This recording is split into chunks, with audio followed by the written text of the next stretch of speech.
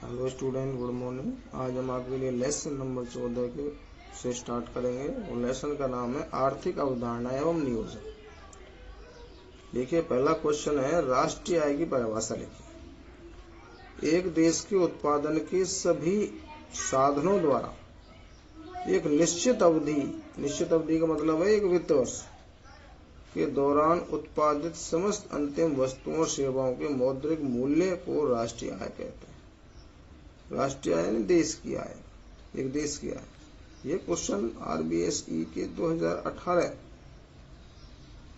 के board paper में आ चुका है।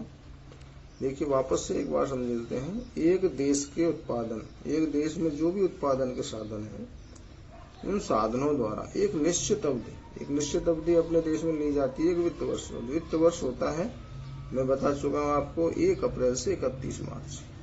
यह क्वेश्चन एक बार बोर्ड परीक्षा में पूछा जा सकता है कि वित्त वर्ष की अवधि क्या है। के दौरान उत्पादित समस्त अंतिम वस्तुएं, जितनी भी वस्तु उत्पादित की जाती है, अंतिम वस्तु का मतलब है जिनको दोबारा से उत्पादित नहीं किया जा सकता, और सेवाओं का जो मौद्रिक मूल्य है, कुल जो मौद्रिक मूल्य है, उस मौद्रिक मूल्य को राष्ट्रीय आय कहते हैं।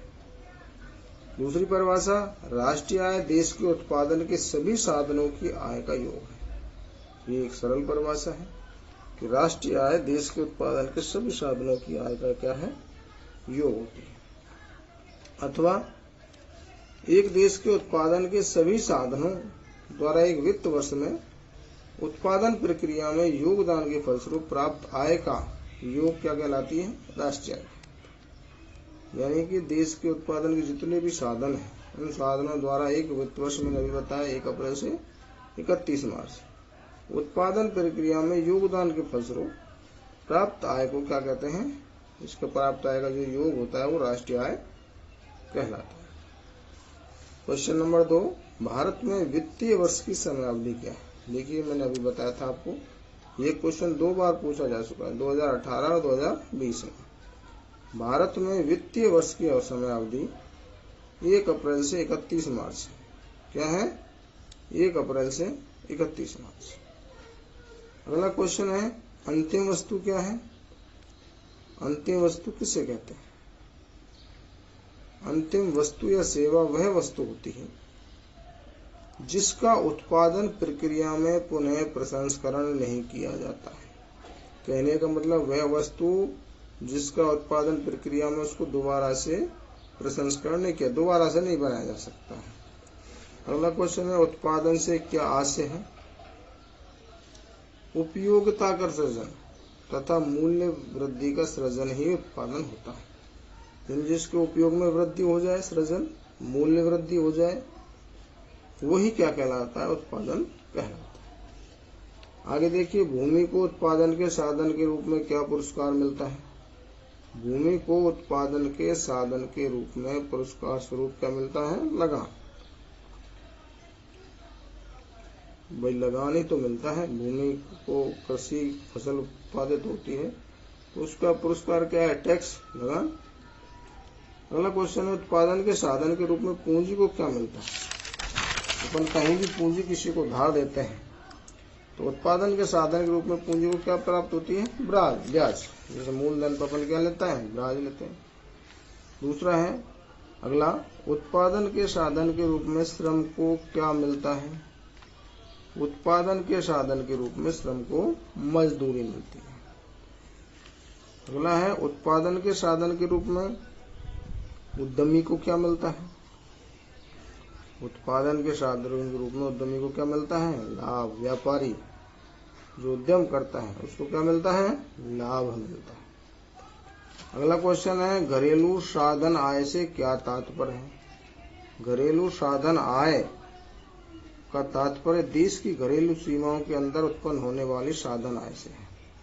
किससे है, साधन आय से। अगला है राष्ट्रीय आय की प्रमुख अवधारणाओं के नाम लिखिए। राष्ट्रीय आय की प्रमुख अवधारणा देखिए, सकल घरेलू उत्पाद, शुद्ध घरेलू उत्पाद, सकल राष्ट्रीय उत्पाद और शुद्ध राष्ट्रीय उत्पाद। अगला है एक अर्थव्यवस्था की निष्पादकता को मापने हेतु किस अवधारणा का अधिक उपयोग किया जाता है। एक अर्थव्यवस्था की निष्पादकता को मापने हेतु प्राय सकल घरेलू उत्पाद का अधिक उपयोग किया जाता है। ये विषय ध्यान। अगला क्वेश्चन है, सकल घरेलू उत्पाद किसे कहते हैं? यह क्वेश्चन आरबीएससी 2019 में सप्लीमेंट्री में पूछा गया है। यह सकल घरेलू उत्पाद को परिभाषित कीजिए। देखिए, एक वित्त वर्ष के दौरान देश की घरेलू सीमाओं में, एक वित्त वर्ष मैंने अभी बताया 1 अप्रैल से 31 मार्च, उस समय के दौरान यानी 1 साल के दौरान देश की घरेलू सीमाओं, देश की जो बाउंड्रीज है, उस सीमाओं में उत्पादित समस्त जो अंतिम वस्तुएं और सेवाओं का जो मौद्रिक मूल्य का जो योग है, वो सकल घरेलू उत्पाद कहलाता है। यानी एक देश के अंदर 1 वर्ष में जो उत्पादित समस्त अंतिम वस्तु और सेवाओं का जो मौद्रिक मूल्य का जो योग है, वो सकल घरेलू उत्पाद कहलाता है। अब आगे प्रश्न है, प्रति व्यक्ति आय ज्ञात करने का सूत्र क्या है? तो प्रति व्यक्ति आय बराबर राष्ट्रीय आय बटे जनसंख्या। प्रति व्यक्ति आय का मतलब क्या है? राष्ट्रीय आय बटे जनसंख्या। अगला है, भारत में राष्ट्रीय आय की गणना के प्रथम अनुमान किसने लगाया? यह क्वेश्चन इसी वर्ष 2020 में पूछा गया है। भारत में राष्ट्रीय आय की गणना के प्रथम अनुमान श्री दादा भाई नौरोजी ने 1868 ईस्वी में लगाया। कब के लिए पूछा जाए तो 1868 में। आगे देखिए, राष्ट्रीय आय की गणना हेतु राष्ट्रीय आय समिति का गठन कब किया गया? राष्ट्रीय आय की गणना हेतु राष्ट्रीय आय समिति का गठन 1949 में किया गया। स्वतंत्रता के बाद भारत में राष्ट्रीय आय समिति का जो गठन किया था वो 1949 में किया गया था। आगे देखिए, अगस्त 2 1949 में गठित जो राष्ट्रीय आय समिति के अध्यक्ष कौन थे? ये अगस्त 1949 में गठित हुई थी। कब हुई थी? अगस्त 1949। अगस्त 1949 में गठित राष्ट्रीय समिति के अध्यक्ष कौन थे? देखिए, अगस्त 1949 में गठित राष्ट्रीय समिति के अध्यक्ष श्री पीसी महालनोबिस थे। कौन थे? पीसी महालनोबिस थे। अगला क्वेश्चन है, वर्तमान में भारत में राष्ट्रीय आय की गणना का कार्य कौन करता है? वर्तमान में भारत में राष्ट्रीय आय की गणना का कार्य केंद्रीय सांख्यिकी संगठन करता है। कौन करता है? केंद्रीय सांख्यिकी संगठन, CSO। ठीक है, इसको अपन अंग्रेजी में CSO बोलते हैं, केंद्रीय सेंट्रल स्टैटिस्टिक्स ऑर्गेनाइजेशन। ठीक है। आगे है, केंद्रीय सांख्यिकी संगठन भारत में कब से राष्ट्रीय आय की गणना कर रहा है?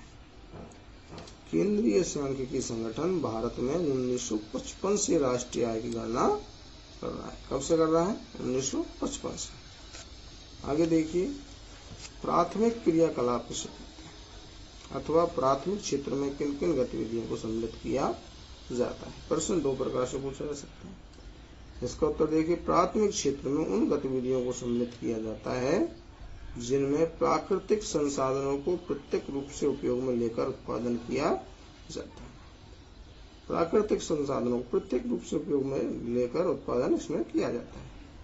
जैसे देखो, कृषि करते हैं, बीज बुवाई करते हैं, सीधा और उसका उपयोग करते हैं, तो ये प्राकृतिक संसाधनों का इसमें सीधा उपयोग प्राथमिक क्रियाकलाप में किया जाता है। इसके उदाहरण देखिए, क्वेश्चन नंबर 20, प्राथमिक क्षेत्र की गतिविधियों या उदाहरण के नाम देखिए। उदाहरण में देखिए, कृषि करना पूछे जा चुके हैं ऐसे प्रश्न, खनन, डेयरी, आखेट, 4 उदाहरण हैं। द्वितीय क्षेत्र में किन गतिविधियों को शामिल किया जाता है? द्वितीय क्षेत्र की गतिविधियों के अंतर्गत उत्पादों को विनिर्माण प्रणाली द्वारा अन्य रूपों में परिवर्तित किया जाता है। जो भी उत्पाद है उनको विनिर्माण, उसका निर्माण किया जाता है और दूसरे रूप में परिवर्तित किया जाता है। जैसे गन्ने से चीनी या गुड़ बनाना, तो रूप क्या कर दिया? उसका परिवर्तित कर दिया विनिर्माण प्रणाली द्वारा। उद्योगों में उसका रूप परिवर्तन हो गया, गन्ने से क्या बना दी गई? चीनी या गुड़ बना दिया गया। आगे देखिए, इसका उदाहरण द्वितीय क्षेत्र की गतिविधियों के उदाहरण देखिए।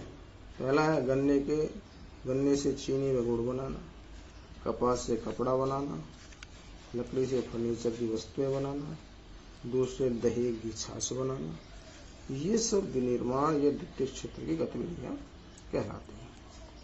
आगे देखिए क्वेश्चन नंबर 23, तृतीय क्षेत्र को अन्य किस नाम से जाना जाता है? तृतीय क्षेत्र को सेवा क्षेत्र के नाम से जाना जाता है। किस नाम से जाना जाता है? सेवा क्षेत्र। आगे देखिए तृतीय क्षेत्र में किन गतिविधियों को शामिल किया जाता है? तृतीय क्षेत्र में उन गतिविधियों को शामिल किया जाता है जो प्राथमिक व द्वितीय क्षेत्र के विकास में सहायक है। ये गतिविधियां वस्तुओं के उत्पादन के बजाय सेवाओं का सृजन करती हैं।